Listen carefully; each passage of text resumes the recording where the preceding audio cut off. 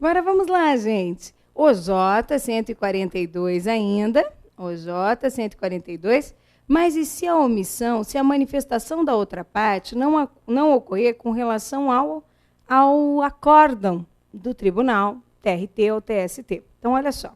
Foi ajuizada a reclamação trabalhista, o reclamante pediu adicional de periculosidade de 30% sobre o conjunto. O reclamado, na contestação, definiu que sustentou que é 30% sobre o salário base, menor, né, do que o conjunto todo. Ao proferir a sentença, o juiz deferiu 30% sobre o conjunto de parcelas de natureza salarial, bom para o reclamante. O reclamado interpôs o recurso ordinário para o Tribunal Regional do Trabalho, pedindo a reforma, dizendo que é 30% sobre o salário base. Até aqui tudo bem. Aí o que aconteceu? Nas contrarrazões ao recurso ordinário, o reclamante disse, não, a sentença está correta, é 30% sobre o conjunto mesmo. O TRT, ao julgar o RO, proferiu o acórdão, e nesse acórdão ele não falou sobre o adicional de periculosidade, se ia reformar ou não. Simplesmente manteve a sentença. Quando ele mantém a sentença, eu sei que ela é boa para o reclamante, porque é 30% sobre o conjunto. Mas ele não julgou, ele não disse por que era assim ou não. Então, quem que está chateado com essa decisão, que defende lá 30% sobre o conjunto? O reclamado, que quer 30% sobre o salário base, menor. Então, o reclamado opõe os embargos de declaração e diz assim, tribunal, olha só que aqui houve uma omissão. Omissão por quê? Porque você não tratou da base de cálculo adicional de periculosidade, não falou nada. O tribunal, então, recebe esses embargos. Quando ele recebe, ele fala, opa, pode ser que eu modifique a decisão, efeito modificativo. Pode ser que eu venha e favoreça o reclamante, dizendo que a base de cálculo é somente, não é mais o conjunto, mas sim o salário base. Aliás, quem opõe os embargos de declaração é o reclamado, né? Insatisfeito. Veja que o acórdão do TRT manteve a sentença sendo bom para o reclamante. Conjunto, maior a base de cálculo. Vamos imaginar que o conjunto era 2.000. Só que o reclamado diz, ô juiz, ô tribunal, você não tratou do meu pedido. O meu pedido era de diminuir a condenação, fixando como base de cálculo apenas o salário base desse adicional de periculosidade. O juiz vislumbra efeito modificativo. Ele fala, opa, se esse reclamado tiver razão, se eu der razão a ele agora, eu tiver deixado de julgar a base de cálculo e eu der razão a ele, pode ser que essa base de cálculo venha a ser o salário base e eu prejudique o reclamante. Então, é melhor eu permitir a manifestação da outra parte. Com a manifestação da outra parte, essa outra parte vai defender que é o conjunto de parcelas de natureza salarial. Aí vamos imaginar que o TRT, ao proferir o acórdão de embargos de declaração, ele queira favorecer o reclamado. Mudou a base de cálculo. Ele diz que a base de cálculo é o salário base, milão. Ele vai ter que, observando a manifestação do reclamado, dizer que não é o conjunto de parcelas de natureza salarial, 2.000. Vamos imaginar? Não é. Prejudicou bastante o reclamante. Mas observe, desta decisão cabe recurso de revista para o TST. Recurso de revista exige pré-questionamento. Recurso de revista seria por parte de quem? Do reclamante, que ficou triste. O reclamante vai pedir a reforma para que seja definida de novo como base de cálculo o conjunto de parcelas de natureza salarial, aqueles 2.000. Ele pode interpor o recurso de revista? Neste caso, pode, porque a matéria está pré-questionada. O que é matéria pré-questionada? É matéria tratada no acórdão impugnado.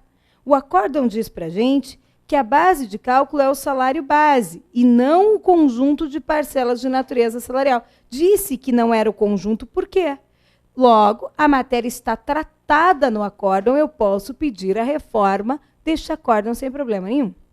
Agora, veja, imagine que o tribunal recebeu os embargos de declaração do reclamado, dizendo que o tribunal havia esquecido de julgar a base de cálculo e que a base de cálculo é o salário base. O tribunal recebe os embargos e fala, opa, esse embargante, se esse embargante tiver razão, esse reclamado, eu vou diminuir a base de cálculo para salário base, 1.000, e não mais 2.000, que é o conjunto. Então, ele deveria permitir a manifestação da outra parte.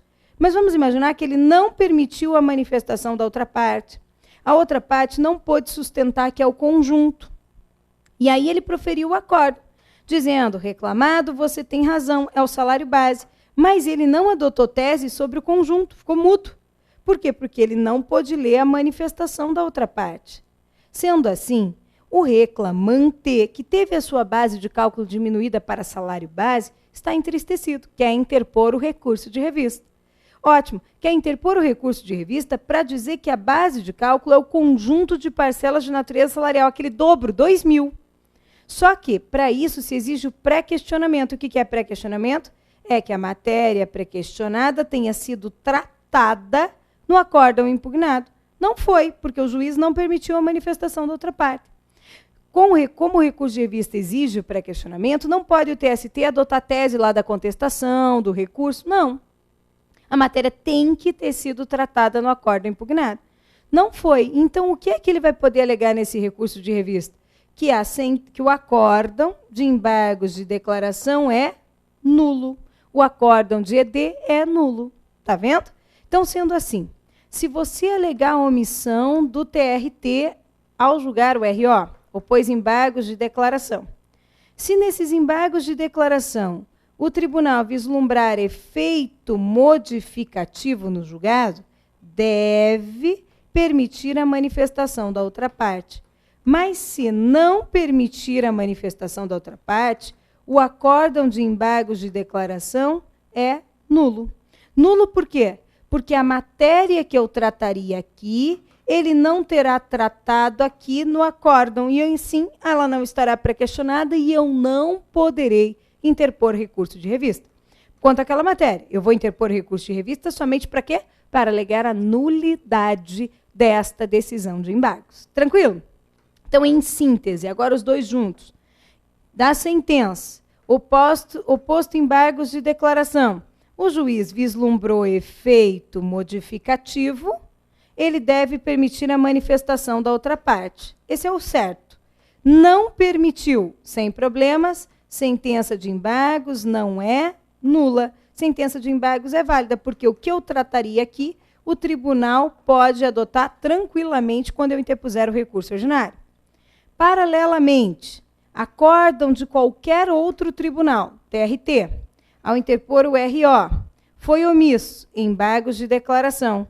O tribunal vislumbrou efeito modificativo no julgado.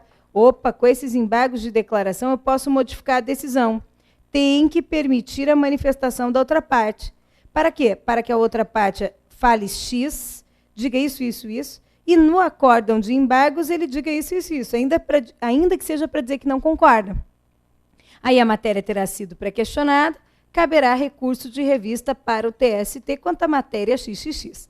Agora, em contrapartida, se o tribunal não permitir a minha manifestação, ele não vai ler o que eu eventualmente escreveria, não se pronunciará quanto ao que eu eventualmente escreveria, logo, a matéria não estará pré-questionada para que eu possa interpor o recurso de revista. Sendo assim, eu vou interpor o recurso de revista, mas não para pedir a reforma dessa matéria, e sim para alegar a nulidade do acórdão de embargos de declaração. Tranquilo, gente?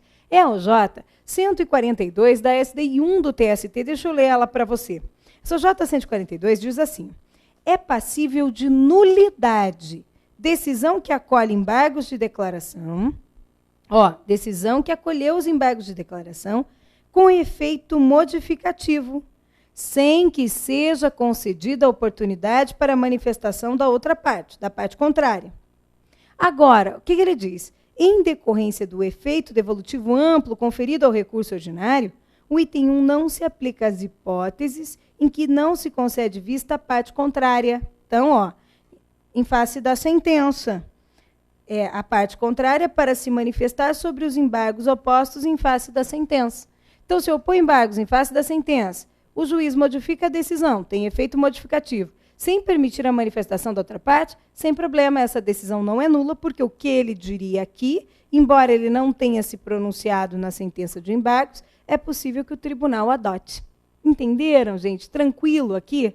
Essa OJ tende a cair nas provas, leia, fique atento. Mais uma, importante quanto aos embargos de declaração, que é agora uma súmula, que é a súmula 421 do Tribunal Superior do Trabalho. Essa súmula 421 do TST, ela diz assim: embargos declaratórios contra a decisão monocrática do relator. Tendo a decisão monocrática de provimento ou denegação de recurso, prevista no 557 do CPC, conteúdo decisório, definitivo ou conclusivo da lide, comporta ser esclarecida pela via dos embargos de declaração. Em decisão aclaratória, também monocrática, quando se pretende tão somente suprir omissão e não a modificação do julgado. Postulando o embargante efeito modificativo, os embargos declaratórios deverão ser submetidos ao pronunciamento do colegiado, convertidos em agravo em face dos princípios da fungibilidade e celeridade processual. Deixa eu te explicar. Vamos por partes, isso vai ficar muito claro para você. Da sentença cabe RO. O recurso ordinário tem esta conformação, perfeito? Então, ele vem para o juiz que proferiu a decisão. O juiz que proferiu a decisão vai analisar a presença dos pressupostos. Quando verifica que todos estão presentes, ele abre vista para a outra parte apresentar contrarrazões ao RO. Depois encaminha tudo para o TRT. Quando chega no relator, o que é o normal? O relator analisa a presença dos pressupostos de admissibilidade e, então, encaminha os autos para a turma, para que a turma julgue o recurso. A turma pode analisar os pressupostos de admissibilidade? Pode. Agora, olhe comigo. Se o juízo a quo denegar seguimento ao recurso, você sabe, cabe o quê? Agravo de instrumento. Se o relator denegar seguimento ao recurso, você pode até inicialmente pensar em agravo de instrumento, mas logo na sequência já lembra. Lembra, não lembra? Que o agravo de instrumento, ele é um carrinho que leva o recurso de um juízo para o outro. O objetivo é fazer o transporte. Então, se o relator denegar seguimento ao recurso, não cabe o agravo de instrumento, porque ele já está trancado no TRT, eu não preciso do transporte para um outro tribunal. Aí vem a regra. Para submeter a decisão do relator à revisão pelo órgão colegiado, o recurso cabível é o agravo regimental. Mas tem um outro recurso cabível, num caso muito específico, que é aqui, quando o relator vai julgar o recurso com base no 557 do CPC. O relator vale-se dos poderes que lhe confere o 557 para julgar monocraticamente o recurso. Em regra, o recurso é julgado pelo colegiado, pela turma, mas, em alguns casos, o relator tem poderes para julgar o recurso. Neste, para submeter a decisão do relator que julgou o recurso à revisão pelo órgão colegiado, cabe o agravo, ou agravo inominado. Alguns chamam de agravo, outros de agravo inominado. Assim, concentrando aqui no relator, para submeter a decisão do relator que analisa pressupostos de admissibilidade para a turma, agravo regimental. Para submeter a decisão do relator que julga o recurso, valendo-se dos poderes do 557, agravo ou agravo inominado, que são sinônimos. Tudo bem até aqui? É sempre possível trazer a decisão do relator para a turma. Do relator que analisa pressupostos de admissibilidade, agravo regimental. Do relator que julga com base no 557, agravo inominado ou somente agravo. É assim. Agora, olhe para esse quadro geral que nós temos aqui. O que acontece? Quando nós estamos diante de uma decisão do relator que julgou o recurso, é essa. Se esta decisão comporta embargos de declaração, os embargos de declaração são interpostos em face de sentença ou acórdão. Sentença é do juiz, o acórdão é do órgão colegiado. Eles acordam, por isso o nome de acórdão, ok? Sentença ou acórdão. Mas o que o tribunal está dizendo aqui? Esta decisão monocrática do relator, que valendo-se dos poderes que lhe confere o 557, julga o recurso, é uma decisão monocrática, mas tem conteúdo decisório, definitivo e conclusivo da lide. Então, a decisão do relator que julga o recurso comporta ser esclarecida pela via dos embargos de declaração, apenas para aclarar a decisão, sanando a omissão. Agora, se você quiser a reforma dessa decisão, qual é o recurso cabível? Para submeter essa decisão à revisão pela turma, para reforma. O que cabe é o agravo ou agravo inominado, termos sinônimos, não é? Aí vem a súmula 421 e diz assim: mas se você opuser embargos de declaração com o objetivo de reforma da decisão, você opôs o recurso errado no lugar do recurso certo. Só que o tribunal diz, o recurso errado aqui, embargos de declaração, poderá ser recebido como agravo inominado ou agravo, em razão do princípio da fungibilidade e celeridade processuais. Está vendo? Então, você está diante da decisão do relator. Ele julgou, eu quero sanar a omissão, posso opor embargos de declaração contra a decisão do relator? Pode. Mas se você quer reforma, interpõe o recurso correto, agravo ou agravo do instrumento, agravo ou agravo inominado. Mas, se você opuser os embargos de declaração com o objetivo de reforma, interpôs o recurso errado no lugar do recurso certo. Mesmo assim, ele vai ser recebido, como se fosse agravo inominado, em razão dos princípios da fungibilidade e celeridade. Vou ler para você de novo, para ver como isso é isso mesmo. Olha como agora ficou mais claro. Tendo a decisão monocrática de provimento ou denegação do recurso, prevista no artigo 557 do CPC, essa, ó, conteúdo decisório, definitivo e conclusivo da lide, comporta ser esclarecida pela via dos embargos de declaração. Olha só, em decisão aclaratória, também monocrática, quando se pretende tão somente suprir a omissão e não a modificação do julgado. Agora, postulando o embargante efeito modificativo, eu quero a reforma. Os embargos declaratórios deverão ser submetidos ao pronunciamento do colegiado, convertidos em agravo, em face do princípio da fungibilidade e celeridade processual. Ficou claro? Ótimo, gente. E assim nós nos despedimos dos embargos de declaração no processo do trabalho. Prazo, 5 dias. Para a fazenda, 10 dias. Dobro para recorrer, quádruplo para contestar. Os embargos de declaração têm o condão de interromper o prazo dos recursos para as duas partes aqui no nosso processo.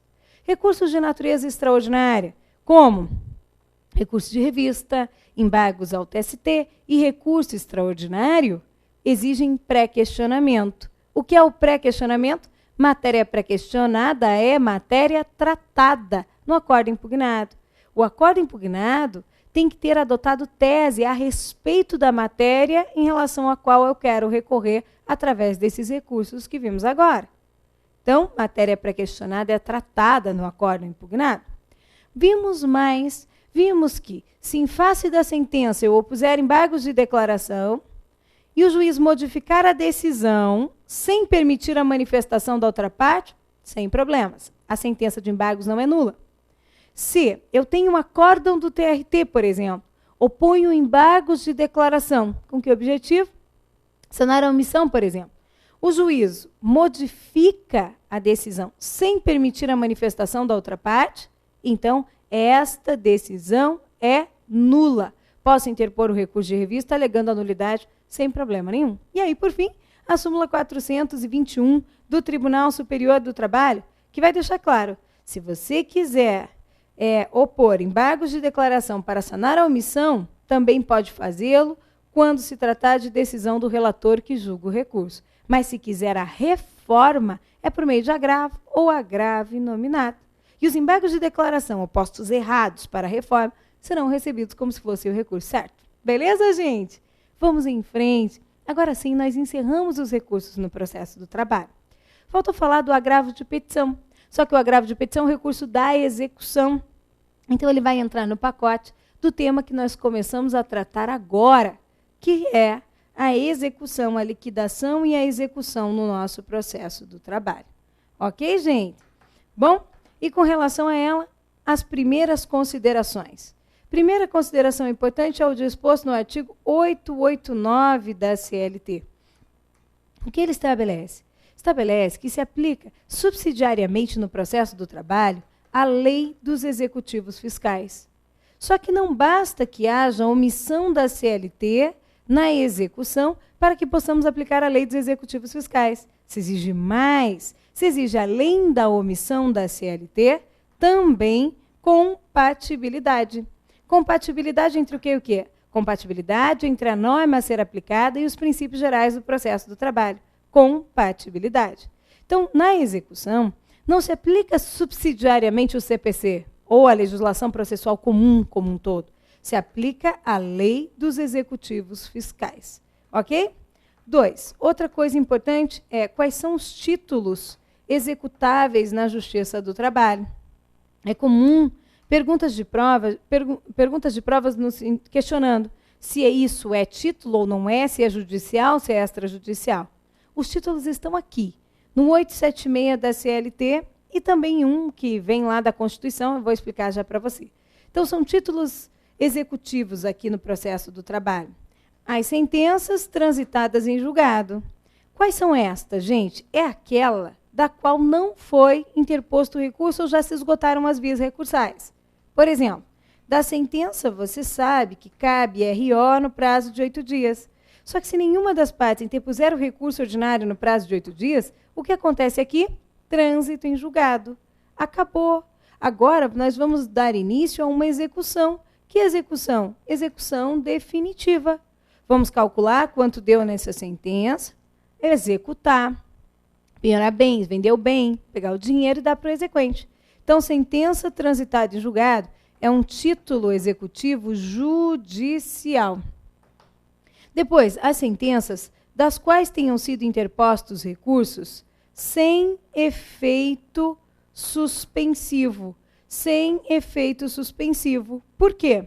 Veja só, de uma sentença no processo do trabalho, nós vimos agora, da sentença cabe RO no prazo de 8 dias. Você sabe que os recursos no processo do trabalho têm efeito meramente devolutivo. Devolutivo, não tem efeito suspensivo. Não tem, portanto, o condão de impedir o início da execução. Mas qual é a execução que inicia-se enquanto está pendente o julgamento de um recurso, gente? É a execução provisória. Ela vai somente até onde? Ela vai somente até a penhora. Execução provisória. Para na penhora, vai somente até a penhora, aqui no nosso processo. Está vendo? Então, mesmo enquanto está pendente o julgamento de recurso, nada impede que essa sentença seja executada. É uma execução provisória, que vai somente até a penhora, mas nada impede que ela aconteça. Por isso, também é título executável na Justiça do Trabalho as sentenças das quais tenham sido interpostos recursos sem efeito suspensivo. Que mais? Os acordos. Acordos, e aí fica de olho na hora da prova. Quando não cumpridos. Os acordos, quando não cumpridos. O que é um acordo? Acordo nada mais é do que uma sentença. A sentença no processo do trabalho, o acordo no processo do trabalho é homologado por sentença. Lembra que quando falamos de sentença, falamos disso? Sentença homologatória de acordo, que transita em julgado na data de sua homologação. Se ela não for cumprida, pega uma sentença homologatória de acordo que não foi cumprido, o que é que você faz? Executa na Justiça do Trabalho. Que mais? Além delas, nós temos também os acordos firmados nas comissões de conciliação prévia. Se eles não forem cumpridos, mesma coisa, pega um acordo firmado na comissão de conciliação prévia que não foi cumprido, o que é que você faz com ele? Você executa onde? Na Justiça do Trabalho. Acordos firmados perante as comissões de conciliação prévia. Que mais? Termos de ajuste de conduta firmados perante o Ministério Público do Trabalho. Também, se não forem cumpridos, serão executados na Justiça do Trabalho.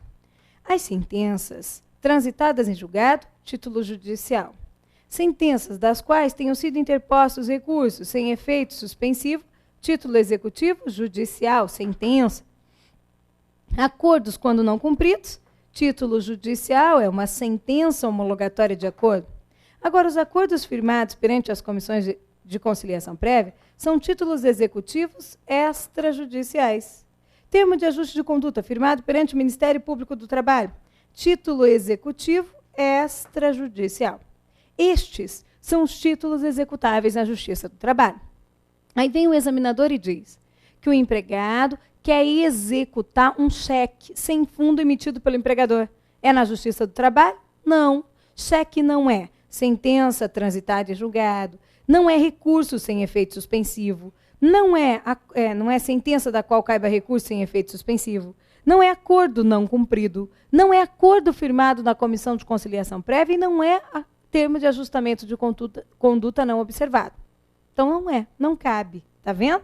Esse é o raciocínio que você tem que seguir na hora da prova. Além destes títulos, só as multas administrativas poderão ser executadas na Justiça do Trabalho. Porque o artigo 114 da Constituição, no inciso 7º, diz assim, que compete à Justiça do Trabalho julgar as penalidades administrativas impostas aos empregadores pelos órgãos de fiscalização das relações de trabalho. Então, se a multa imposta ao empregador pelos órgãos de fiscalização das relações de trabalho não for paga, vai ser executada onde? Na Justiça do Trabalho. Ok? Títulos: sentenças transitadas em julgado, sentenças das quais tenham sido interpostos recursos sem efeito suspensivo, acordos, quando não cumpridos, acordos firmados perante as comissões de conciliação prévia, termo de ajustamento de conduta firmado perante, de olho, Ministério Público do Trabalho, multas administrativas impostas aos empregadores pelos órgãos de fiscalização das relações de trabalho. Cheque? Não. Nota promissória? Não. Só esses títulos, tá? Depois, aqui você tem que estar atento também para o seguinte, gente. Olha só. 3. A execução no processo do trabalho, artigo 878 da CLT. Ela inicia-se de ofício ou a requerimento da parte ou do interessado. De ofício. Pode começar de ofício a execução aqui no processo do trabalho? Pode. A execução definitiva vai começar de ofício mesmo. Essa é a regra. Isso você tem que saber sobre o nosso processo do trabalho, sobre a nossa execução aqui. Ok, gente? Então, passando por essa parte geral, nós precisamos só relembrar um ponto sobre as contribuições previdenciárias na hipótese de acordo. Vamos revisar. Quando for proferida uma sentença homologatória de acordo, quando for proferida uma sentença condenatória no processo do trabalho, essa sentença transitar em julgado, depois do trânsito em julgado, é possível celebrar acordo? Acordo? Sim. E a grande questão é sobre o que incidirão as contribuições previdenciárias? Sobre o valor da condenação ou sobre o valor do acordo celebrado e homologado após o trânsito em julgado? As contribuições previdenciárias, gente, incidirão sobre o valor do acordo celebrado e homologado após o trânsito em julgado. Isso é o que nós temos lá no artigo 43, parágrafo 5º, da Lei 8.212, de 91. E também na OJ, que pode ser cobrada na prova, 376 da SDI1 do Tribunal Superior do Trabalho. Portanto, sim, você pode celebrar o acordo depois do trânsito em julgado. Sim. E as contribuições previdenciárias vão incidir sobre o valor do acordo e não da condenação, de acordo com o artigo 43, parágrafo 5º da Lei 8.212 e também da OJ 376 da SDI1 do Tribunal Superior do Trabalho. No nosso próximo bloco, começaremos a tratar de vários temas sobre a execução, dando lógica a eles, não vendo tema por tema separado. Nós vamos montar a linha do tempo na execução e dali extrair asteriscos para explicar a liquidação, os embargos à execução, a citação na execução, a execução contra a fazenda, atos de encerramento da execução, enfim, vem toda a execução